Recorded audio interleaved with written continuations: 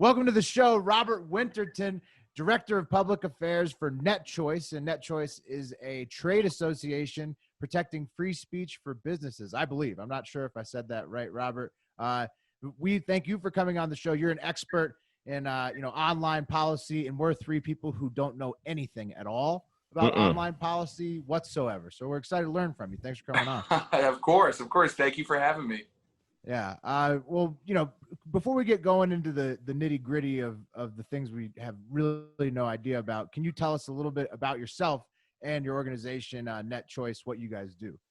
Sure. So I've been working in policy and tech policy in DC for about 5 years now. Okay. And specifically on the issues that we'll probably chat a bit about today.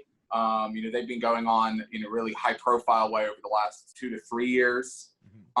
So I do public affairs. That means that I have to get too bogged down in the specific policy mumbo jumbo or legal issues. Well, obviously I still have to know about them. But my job is to generally work out how to communicate those to lawmakers, to reporters, to the public, whatever it might be. Right. And my organization, that can be pretty hard. We were talking before some of the technical stuff, right? Yeah. Like Mark and I used to work in the IT world. We were talking about how getting like coder language into somebody who would be like an executive, sort of like a congressperson would be. That would be very hard to explain. A lot gets lost in translation. Yeah.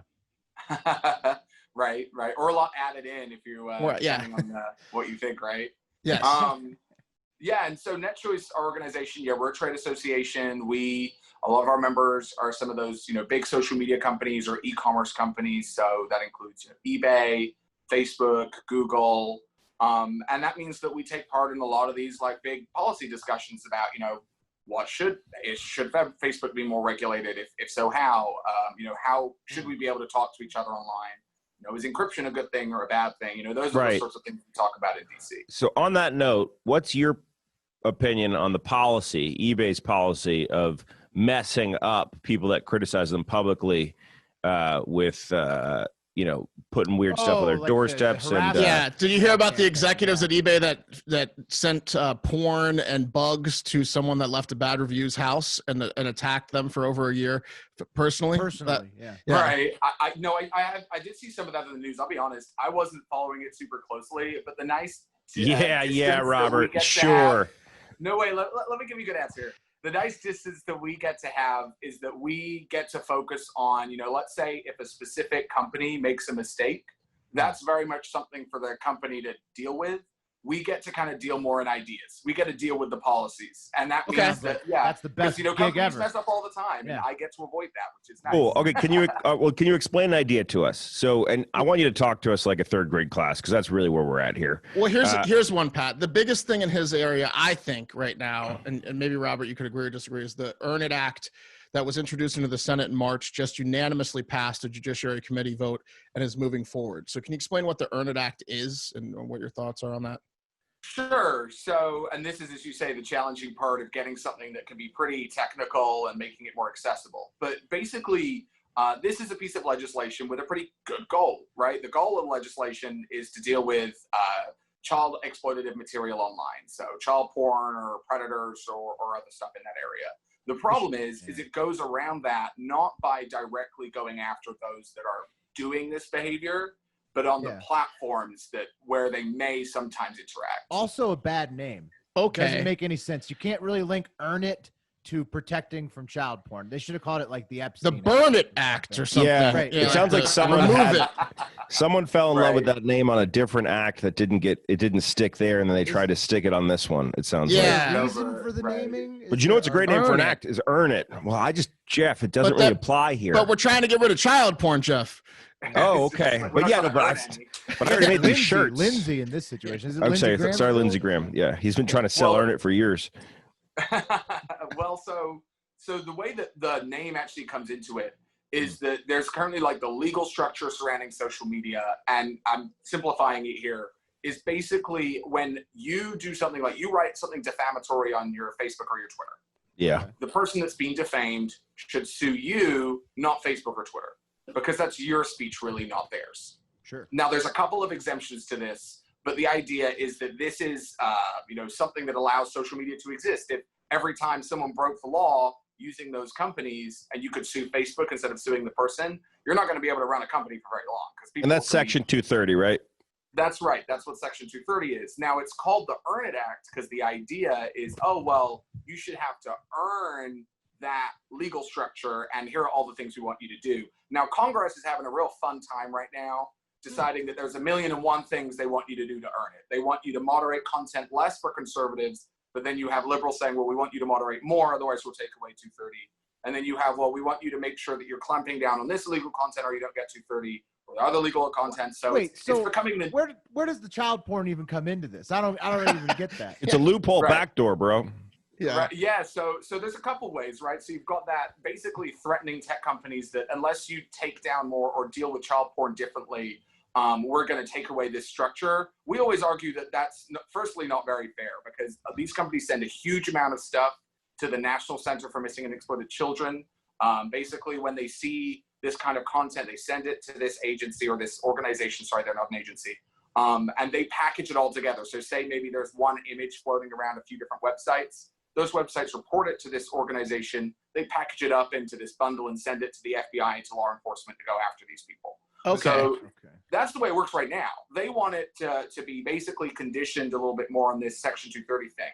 Now, the issue with the encryption stuff, and I'll try and avoid the legal issue, like the legal language to fully explain that, but effectively, they also want it, or were originally wanting to find a way to end end-to-end encryption because law enforcement always argues, well, that means we can't easily get access to You're stuff. basically destroying Apple's whole business model. Right, Apple's, but then, also like think about all of the things, and this probably wouldn't undermine banking, but think of all the communications tools that we use that are encrypted, including WhatsApp. End-to-end encryption is a requirement, and I was a government contractor, and it was usually a requirement. Amazon as well, Will. There's a lot of, I thought encryption was a good thing. Right. Well, unless you want to see what they're saying, then it's a bad thing for you. Right. So our argument was that you never needed to go after encryption, you never need to go after 230. The issue at the moment is actually that there's not a huge amount of funding for child exploitation, or not for funding it, but for dealing with it through law enforcement. There's a huge amount for like anti-terrorism. There's a huge amount for anti-drugs, but there's actually comparatively not a lot for catching child predators. So we've always argued that how about you actually give them money to go after it rather than chasing Facebook around, chasing Google around, chasing Apple around, trying to turn them into the police for you. Right. That sounds like a more straightforward approach. Is the dark web addressed at all in the Earn It Act? Because I feel like a lot of this goes down on the dark web, right? Like, right. So my thinking about the way the dark web plays into this is we always like to make the point, look, if police can go on Facebook, or if police are working with these services to catch predators that use Facebook, that use Google, then that's going to be a pretty good way to ensure that, there's a quick pipeline from if you post this sort of stuff on Facebook that you're going to get caught. Can't you already backdoor that though? Can't you? Because like there's the Patriot Act, there's the fact that these companies do report things, so like, isn't there already a way to like the NSA could just backdoor to get to the information they want off your cell phone anyway? Why do they need another act to get? Not if you're not a suspected terrorist, Will. I think they it's need another terrorism. list. They need more lists to put people on to spy directly on their phone. Do we even have a Fourth Amendment anymore? Or these guys are sexual terrorists, though. Well, so actually, that's the Fourth Amendment comes in really, really funny is a mistake we think that they've made in writing this bill. So obviously, the Fourth Amendment means that if the government compels a search, they have to have a warrant if that's going to be usable in court. What's funny is that the way that the reporting currently happens is it's largely seen as voluntary. Facebook and Google do this because it's the right thing. They report it to this organization called the National Center for Missing and Exploited Kids. But the issue with the Earn It Act is it likely turns this into a government compelled search, meaning that if Facebook then provides that information to the government to, go get this pedophile, here's his information, because it's deemed as a government search, that now needs to have a warrant to make it admissible in court. Meaning that in a lot of future cases, there might be information supplied by Google and Facebook that wouldn't be able to be used. Well, and let me just get this straight here, Robert. It's the deregulation party that's putting this bill forward, these regulatory, okay. Right. Although it is backed by Senator Blumenthal, too. I think a lot of the... So it's the old white guys. Why are they doing this? Because they're just going to fuck shit up, right? It's like if you get the government involved in all this shit, it's going to be bullshit. Right. So I think you can certainly make the argument that, any time is a good time to deal with things like child exploitation. But, why is this being rushed through? This bill has had stuff chopped off of it, added onto it because it's been so controversial. They're trying to find a way to still get it through. And we think it's just looking, frankly, kind of messy at the moment. It was rushed through, you say it was unanimously approved by Senate Judiciary. It was, but it took less than an hour to have that discussion. There was at least 3 senators that said, I don't love this bill, but I'm going to vote for it. The reason for that is because you never want your opponent in an election saying, well, you voted against bills on child exploitation. Yeah. Yeah, but that's so it's in an right, election year. We have to consider those things too, right? We've already established that the child aspect of this is a little bit of a backdoor. Is this really all just because Jack started truth checking people? I mean, not the Earn It Act. That actually started in before. March. Oh, Yeah, it Earn started was before. But that Yeah. is did it why pick up? I would Did argue it pick up that's why- fire though? Like because of that? I think there's actually, in our space, there's an increasing amount of heat from Republicans who are pissed off about social media, It seems like all this moderating stuff- this, that, and the yeah. other. Yeah, These are also makes humans that sense. lived their half their lives without the internet. Like that's very concerning. If you lived your half your life without the internet and you want to regulate the internet, can you talk? I'm sorry to get off on a tangent, but can you talk about net neutrality real quick and explain, like layman's terms, net neutrality, why that's important? So I don't work on this issue right now, but I used to a few years ago. So I would say, in my understanding in layman's terms, is that basically you have these different agencies that regulate different things, right? So you have the FTC regulates all business, but then you have more specific agencies like the FCC that regulate a lot of like communications stuff. Traditionally, broadband has been regulated by the FTC. It's not been put to the FCC to regulate as well. Remember, if something is regulated by one agency, it's still regulated by the FTC. That's the Federal Trade Commission. Well, that's just the government. They gotta check everything. You can't. Right, of course. You right. gotta have at least 6 agencies checking. The FCC every time somebody is the wipes famous their ass. George Carlin joke, the 7 dirty words you can't say on television. The FCC, Right. when we're on Sirius XM and podcast, when I used to do radio, if I said fuck, it wasn't on the broadcast radio company to get fined. I got fined. Well, this is why From I the put FCC. a piece of tape over my webcam so the government doesn't see my wiener when I jerk off. Right. That is really This important. is So all they just look related. at you through the webcam you're using right now? Well, I don't have the tape on right now. It's just when this is different computer. He has no idea You that are we do see his OnlyFans on a wiener. different computer. I see his hate to wiener think how every bad time. That tape is. Oh, it's Terrible. crusty. Yeah, it's terrible tape. Yeah, but yeah. I It's see it every tape. time. Strong Anyway, tape. okay, so the FTC, you were saying. Right. So basically, I mean, I think that there's a lot of back and forth and like marketing or words used to try and sell each idea one way or the other. But effectively, it's a fundamental question of, your internet service provider. If they're regulated under the FTC only, then that's a little bit more light touch regulation. So that tends to mean more investment. That tends to mean more competition, all that sort of stuff. If you regulate it under the FCC, the Federal Communications Commission, that's going to come with like a heavier hand of regulation. They regulate things more heavily over there, as those in broadcasting know. So And that's kind of what we're talking about. It's really a question of, do you want more or less regulation more Right. than like neutrality? And that's kind of what we're talking about at large here today, is regulation on the internet. Right. So Exactly. And so that you would net neutrality was moving it from the FTC to the FCC, and that's what really Not just move, because technically the FTC is still going to play a role, but like getting the FCC far adding more it involved. on. Yeah. The Look, double. so Yeah, the Earn It double Act's checker. the Earn It Act's likely to pass, correct? Like it sounds like that's going to pass. Now you're gonna have What the do you- Earn It, FCC, FTC, Patriot Act. You're gonna have everything. It's If crazy. the Earn It You're Act going to be looking over your goddamn shoulder every time you jerk off on this internet. if the Earn It Act passes and encryption takes a hit, TikTok, like Google location Yeah. services. like what is it? One of the big companies, Signal, like that does encryption. If encryption takes a hit because the Earn It Act passes, what's really going to happen that's different than already what's happening with our data? So they actually kind of messed it all up. And I say messed it up. We already thought it was messed up, obviously. But we think they messed it up further last week because it's been so controversial. There was this huge, it was called an amendment. Basically, Senator Graham rewrote the entire bill and was like, hey guys, let's try again. And then Senator Leahy actually introduced an amendment to try and make sure that this thing wouldn't undermine encryption. So it's now created this really weird bill that basically says, if you have child exploitative material on your website, you either can encrypt all the communications on your website, and then you won't be held liable, because that's what the Leahy Amendment did, is it carved it out and said, if you encrypt it, we don't want to undermine encryption. So now if you encrypt it, it's not liable. We don't think that that's perfect. We think his language there are some holes in his language that mean that. What? Yeah, that's Did I just hear kid diddling or sites that like have groups like Facebook that potentially could have kid diddling groups, the Bobo group, which were dog fuckers that were on Facebook for 10 years. All you have to do is encrypt and you're not liable. Like, so that's what we're wondering, right? After this amendment, there might be some holes in that, but they're unintentional. So like that's already one messy side. The other side is that if you don't encrypt, you're forced to basically read through everything on your website.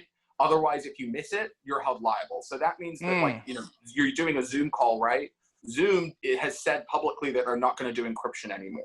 So that means that, let's say there's some sort of child predator using Zoom.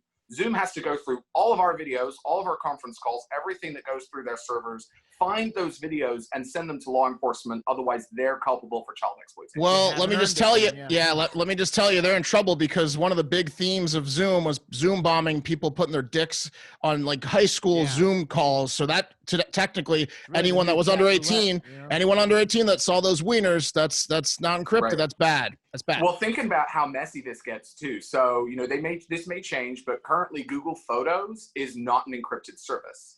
Ooh. So that there's so many wieners on there. You need to look at every single one of your photos in case, and let's say they come across, right, a cute family pic where they have like, your two toddlers in the bathtub sort of situation. Some content moderator at Google has to sit there and go, do I potentially make Google liable for child exploitation, or do I just hand this photo to law enforcement? Yeah, Robert, we're easy big choice for a content moderator, right? We're big proponents of the your dick is in the cloud movement. Oh yeah, everyone's dick's in the cloud. Accept it. We have a firm belief that everyone's dick is in the cloud. Unless you're a total loser, your dick's in the cloud. So you just accept that, and that way your cloud dick can't be weaponized against you. You know what I mean? But under 18 dick is still a different regulation, Pat. And we're not talking about that. We're not talking about that. We're talking about legal dick is in the cloud. Adults. Yeah. Consent. Well, and the service is right. When it is illegal, it's their job to, they're doing their best to ensure that anything that needs to be sent to the law enforcement is sent to law enforcement. The issue with this bill is that, frankly, you're going through a bunch of photos. A lot how of dicks do you to know look how at. old that dick is? Yeah, that's not good. Yeah. You should have an IG next to that dick or a birth certificate. That's an awful job. Yeah, exactly. It's like a bartender like IDing the age of the. Let me throw this out here. It becomes the person taking the tip hotline in New York City for protesters. And that's just now their job. They have created a new guy that only looks at dicks. Basically. Let me throw this out here. Let me know what you think about this. What if we passed a law that put a mandatory QR code on all dicks that could identify the age of that dick? So you could easily just have a computer scan through the QR codes and pull all the dicks that are underage and leave all the dicks that are of age. What do you think about that? So would that be a dick tattoo mandate is what you're saying? So like you're born and you get a QR code but it would kind of be like, like some of the like the Hawaiian and Samoan cultures, they like cool? Tattoos. It would kind of look like that. It would be like, with the circumcision. You can do it during the circumcision. You get a QR right there on your junk, and then Google don't need to worry about this anymore. You see what I'm saying? Europe would have to change their policy on circumcisions. So, what do you think about that? Is that likely? I mean, my concern might be that people could use permanent marker and get away with things that way. There's making laws is hard. You can't just tattoo dicks and expect everything to be okay. I'm not the tech guy here, Robert. I'm the big ideas guy. Okay. What if we did something like crazy and just allow people to post dicks if they wanted to, and then you didn't, necessarily. I think that's cool. Pornhub. Yeah. Yes. Right. Which, by the way, has 1 million petitions now because there's child porn on it. Literally. Yeah, they're gonna get canceled. Yes. Everything to earn it. Everybody's gonna have to earn it. Where are we headed here? Are we going to a place where the internet's gonna be like a world of where China or India is canceling China's TikTok, and then they'll build their own, and then everybody's gonna have like walled gardens? Is that where we're headed, or is it like going to still be open? There's certainly a possibility. So, I said to you guys before we got on the call that I'm moving house at the end of the month, and I wanted to send the link to the house that we're moving in to my parents, and they couldn't access it because of GDPR. and the European privacy regime. Yes. So, Wow. Okay. Yes, my parents are in Europe, so Yes. And the thing with that is you're totally right. The issue is when we're all deciding, well, what specific regulations do we want here? It is going to lead to a scenario where not every jurisdiction, not every American can access every website in the world. Not every European can access every website in the world. 1984, basically, is like. Well, and on top of that, you've got the big issue of that, regardless of whether I can access a European website, I do think we've started entering an era where, what is the internet fundamentally? It is fundamentally like the way that we access information, the way that we communicate information. And what's going on right now is you have politicians in both the United States, but in many places all over the world, basically threatening these online companies with regulation unless they use information in the right way. And for example, Trump's executive order is a perfect example of this. Right. Twitter decided to slap on something onto a tweet of his, and we can, discuss whether that specific decision was right or wrong. I got fact checked. I thought it was cool. Will did get fact checked, and we celebrated it. It was awesome. It was like, woo! One of us, yeah. Then I tried to replicate it, and I couldn't. I did the same type of tweets with the same verbiage, and that Twitter didn't fact check me, so I felt badge of honor, I felt left out. Yeah. But yeah, basically, obviously, Trump didn't like it, did he? And went on a whole thing about it and passed his executive order. But really, what's going on there? Twitter has opinions, and Trump doesn't like that. So Trump has decided that unless Twitter is going to treat his views online, so treat the information about him in the way that he wants, he's going to attack them using government. That the entire point of the First Amendment, the entire point of our Bill of Rights, is to kind of stop stuff like that happening. So it is really bad that in this country we're allowing, and it's not just the Republicans. On the Democratic side, talk about deep fakes and misinformation. You're still saying unless you use information correctly, we're going to find a way to hurt you. And that's not a good place for us to be in.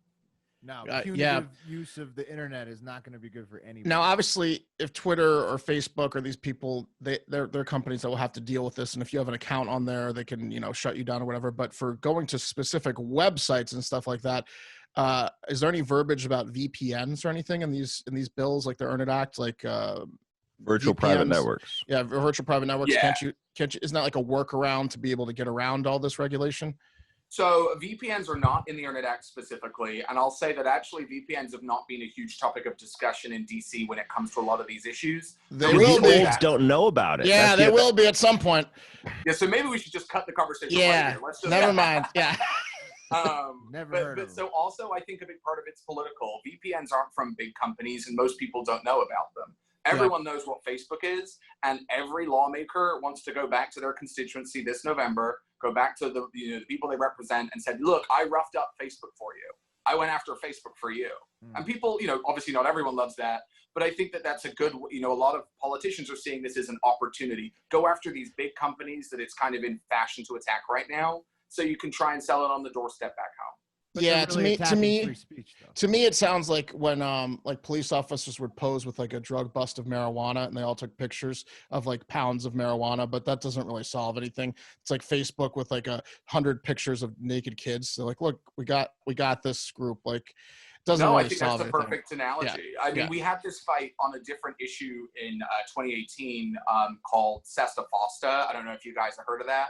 It was basically, there's a lot of differences with it, but the fundamental issue was the same. Politicians were telling Google, Facebook, these platforms, you don't do enough to deal with sex trafficking. Now, no one really wanted to talk about in DC how a lot of numbers for sex trafficking are actual sex workers who are in this industry. That's not to say they all are by any means. Yeah, That have slept with the congressman.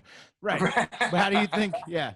Yeah. There's a lot. There's probably. And that basically, you're dealing with, people who are, they want to go home and say, look, I passed or I introduced this anti-sex trafficking bill. They don't care that there are numbers coming out of San Francisco that because they've tried to get rid of all sex work online, that now it's having to move back onto the streets, which means a resurgence of, pimps who are really abusive towards their workers. That also increases violence on the streets as well. They don't really, that's not what they want to talk about. Yeah, it's a shiny metal. It's a shiny metal to knock Facebook, which everyone knows, as opposed to dealing with the dark web and VPN, which is where it's all really going down. So Robert, in closing, where do we send our dick pics of protest? I mean, I'm not going to say no. Yeah, all right. Let's zoom it up. Should we address it to Zoom. Graham's office or? Yeah, sure. Why not? See what it Yeah. does. That's the office. All right. Okay, I'm putting that on you. We'll send him a USB. Yeah. Yes, Full right. of Keep it dicks, yeah. offline. Yeah.